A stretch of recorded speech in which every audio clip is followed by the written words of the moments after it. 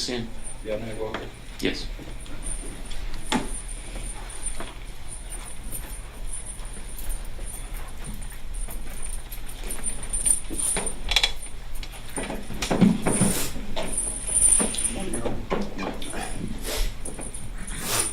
Thomas, if you could just say your name and spell your last name for the record. Thomas Stein, Stein. You have a statement that you've prepared. Yes, sir. I just want to use this opportunity to address my victims, Dejay, Emma, and to Kayla's family, and to anybody else who was impacted by this crime, and to offer an apology. On March 17th of 2024, my actions would assist and forever change the lives of many people. That night I was implicated into the murder of Kale Ring Miller. And as I reflect on that night, I try to understand the damages and pains that were inflicted. But the truth is, I don't think I could approximate the damage that was done or understand the totality of what everybody went through. And I want you to know that I didn't know that robbery was going to occur, but it was on my reaction. That final request to hug his family changes the emotional temperature of the courtroom in an instant. The judge's refusal isn't about lacking compassion. It's about courtroom security and procedure. Moments like this often leave viewers divided. Should emotion ever outweigh protocol in a sentencing hearing, or should the rules remain absolute? I made a terrible decision. The decision to get behind the wheel was a total act of selfishness, and something I regret and I'm ashamed of every day. I regret the fact that I would impact innocent people who never deserved to go through what they did. I regret the burden I placed on my family, who have always been there supporting me. Notice the defense is emphasizing rehabilitation, classes, self-improvement, and finding purpose while incarcerated. That's not accidental. They're laying the foundation for a lighter sentence by arguing that Thomas Stein isn't beyond redemption. The prosecution, however, is about to challenge that narrative head-on. And Your Honor, before you sentence me today, I hope you could take into consideration the fact of my youth. I'm capable of change, and I know I can do it. And I know this crime says a lot about me, but it doesn't define me as a person entirely. And I'm remorseful for my actions, and I'm sorry. And I just ask you this one thing: if before I walk out the courtroom, if I could give my family a hug, if you'd allow that.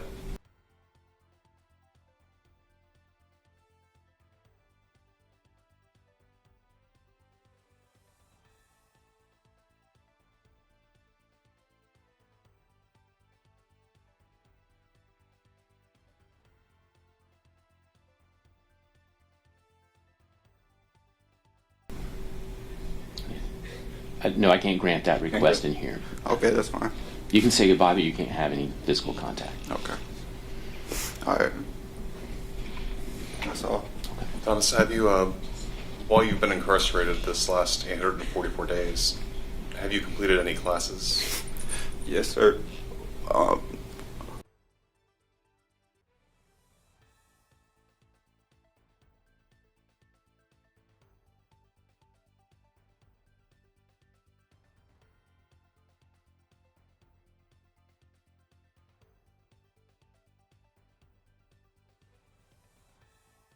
During my time incarcerated, I've been spending countless hours on trying to change myself, rehabilitating.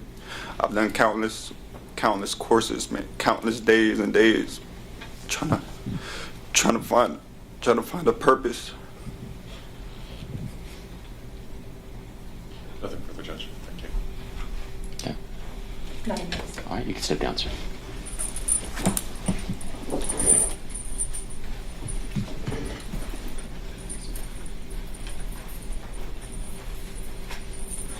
Just argument, Judge. Okay. Stay.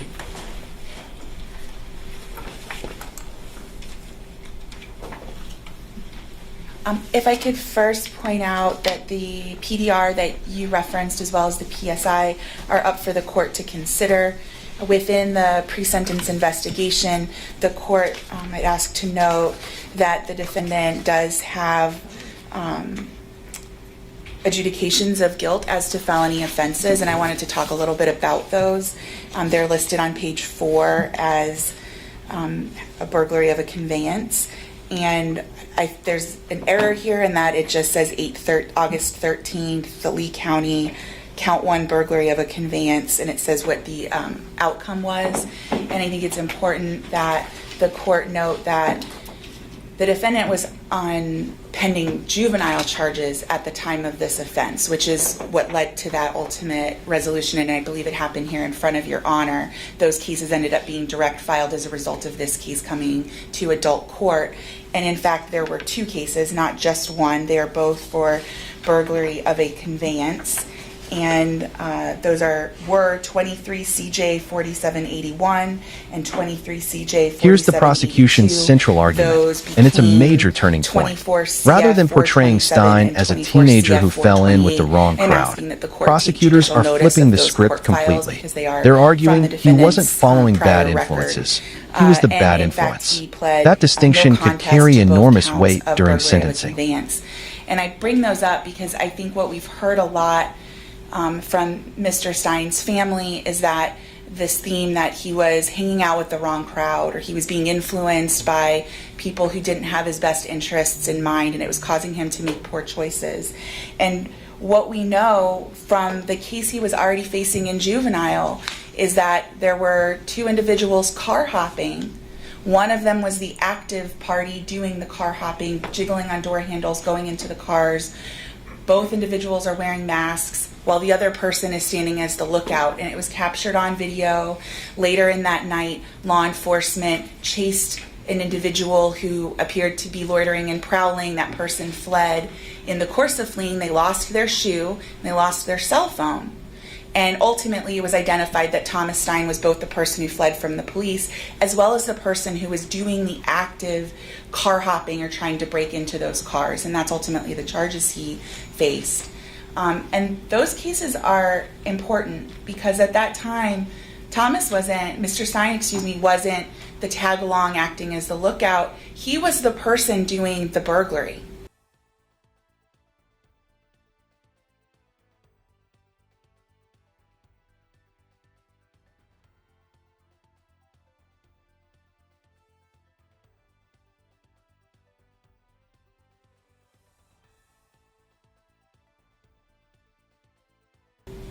And on top of that, when you consider those narratives and the probable cause that the court's taken judicial notice of and the defendant pled to, the defendant's mom was approached after law enforcement had found that phone and that shoe, and she explained, oh, my son was chasing the dog that had gotten out, or something to that effect.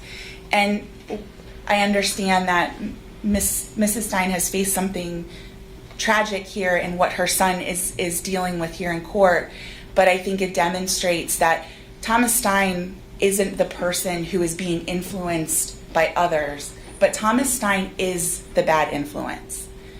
Individuals in this case weren't all just hanging out and Thomas Stein happened to go along with them. We know from the facts that the court heard he was the driver. He had armed the parties. He was making the rap videos about doing crimes. He was doing all of those things. He is the one who identified the targets, the girls in this case who were walking down a dark road alone. He's the one that stalked back and forth.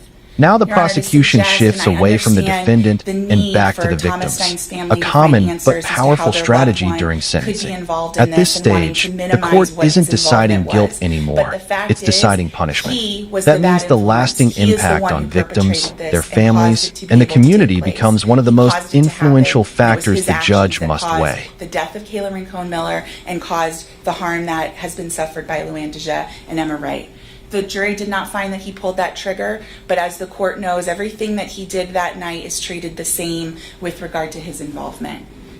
Talked about it during the arguments that you're in for a penny and in for a pound, and Mr. Stein was found guilty of the capital offense of felony murder.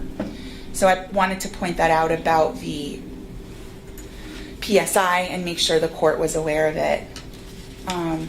The factors that the court has to consider, and I should clarify, the state is going to ask that the court sentence the defendant to serve life in prison on count 1, first-degree felony murder. And under statute 921.1401, the factors the court has to consider in determining whether that is an appropriate sentence include both the factors relevant to the offense as well as the defendant's youth and the attendant circumstances. And I want to talk about those. They're labeled A through J. I'm not going to talk about each of those, but I think some of what we've heard today is important in your determination, and the state's going to ask that you weigh those and balance them.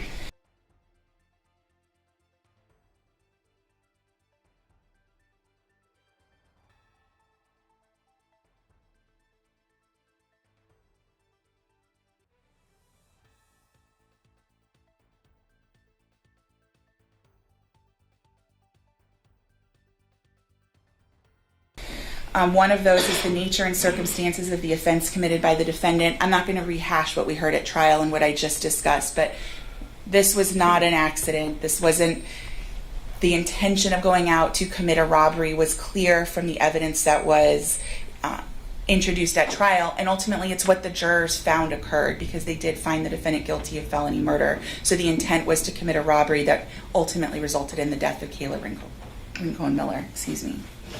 Listen to how the prosecutor is systematically working through the sentencing factors.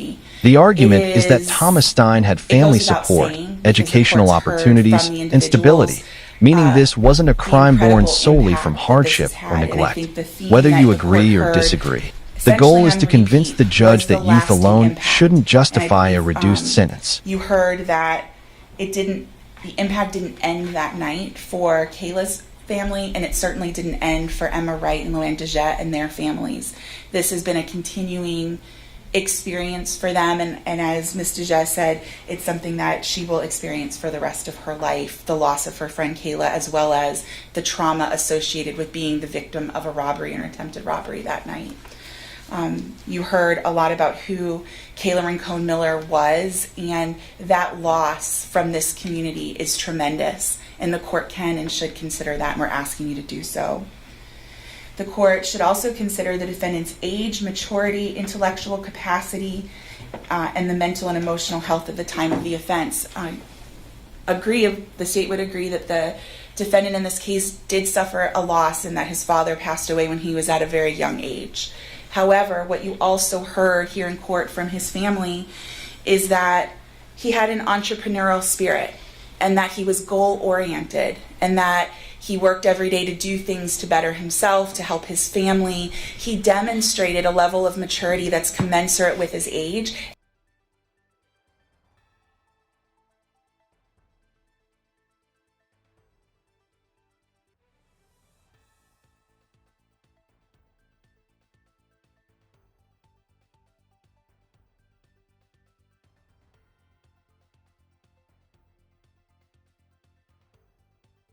And perhaps even beyond. He had educational aspirations. He was in 10th grade and participating in the high school program at Mariner High School.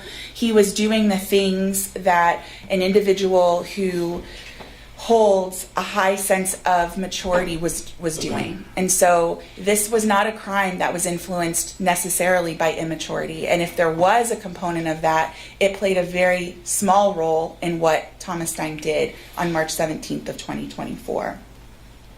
You can consider the defendant's background, including his or her family home and community environment. And what you saw in those photographs of the defendant is he essentially had an idyllic childhood. He grew up going on trips surrounded by family. The prosecution closes by asking for the maximum penalty while reminding the court that juvenile sentencing law still provides a future review if the legal requirements are met. This is the final balancing act. Accountability for a devastating crime versus the possibility that a young offender can genuinely change over time. If you were the sentencing judge, what factors would weigh most heavily in your decision? Please have mercy on me because I didn't have a good upbringing. Thomas Stein had very evidently every benefit at his disposal, and the court can consider that as one of these factors under 921.1401. I'm going to skip here. One of the subsection G is the effect, if any, of the familial pressure or peer pressure on the defendant's actions. Again, Jessica Stein is talking about how her son was influenced. We learned through trial that the defendant was hanging out at his own home, playing with guns, making videos, smoking weed. His own statement during trial is that he was selling drugs and apparently guns on the internet illegally. This is not someone who was the subject of peer pressure, and I'd ask the court to consider that very, very strongly. And finally, letter J is the possibility of rehabilitating the defendant. And I would suggest to the court that the entirety of the reason that we have the sentencing scheme for juveniles who are direct filed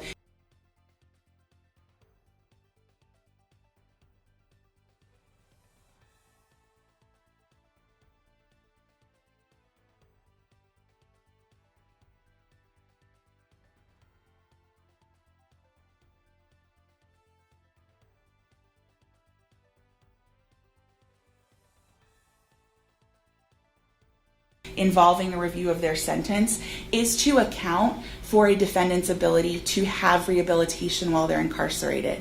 The point of that 15-year review, if the court sentences the defendant to greater than 15 years, is to check in and see, have they developed? Have they improved their lives? Do they have greater direction? Have they done the things that the defense is going to ask you to consider and give him an opportunity to do by giving him a lesser sentence?